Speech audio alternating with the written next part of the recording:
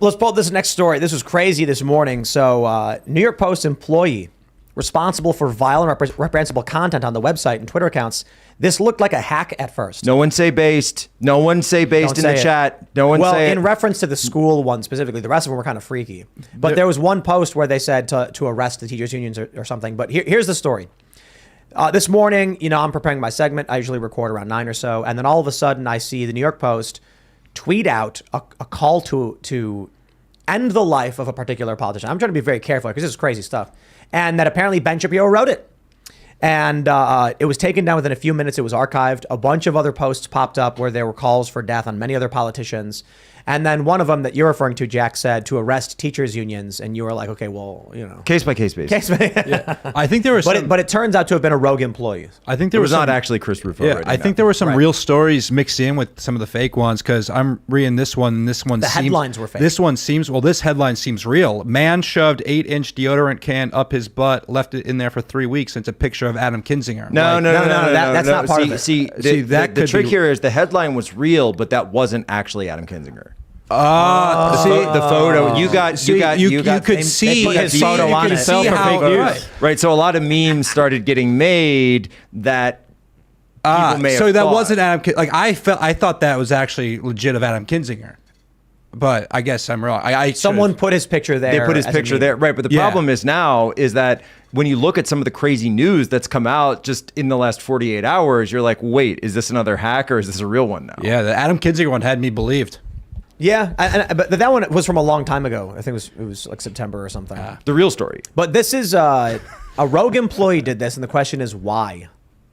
Why? Were they Democrat? I mean, they live in New York City, honestly, and I don't have any inside info on this, but I do know people at the Post, but I think this was probably just like a work-related thing.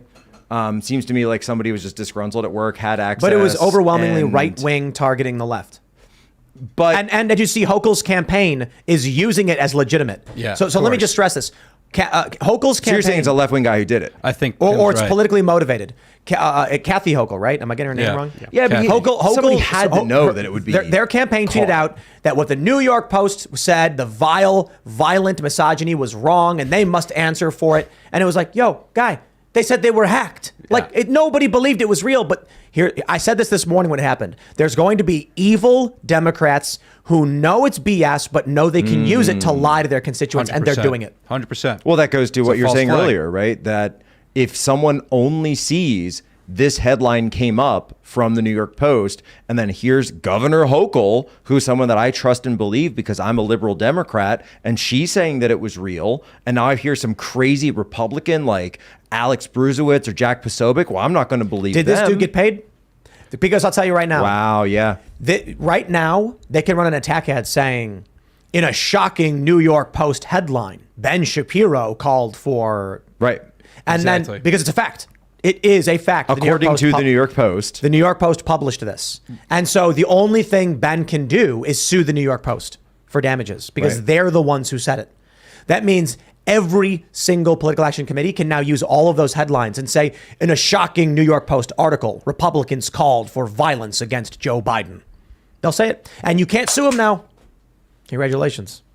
We'll see if it goes that far. I mean, if it does, I think it will be called out automatically. I would call it out. No, I think bro. Common sense. Hochul is actually claiming it was real, and they're saying the New York Post. Do we have her statements? Yeah, and the statement came out really fast. Here we go. Look, Jen Goodman says the New York Post has long fostered an ugly, toxic conversation on their front pages and social accounts, but these posts are more disgusting and vile than usual. The New York Post needs to immediately explain how this reprehensible content was made public. While the Post has made its preferences very clear in the New York governor's race, there is no room for this violent, sexist rhetoric in our politics. We demand answers. This was pre-planned. Yeah.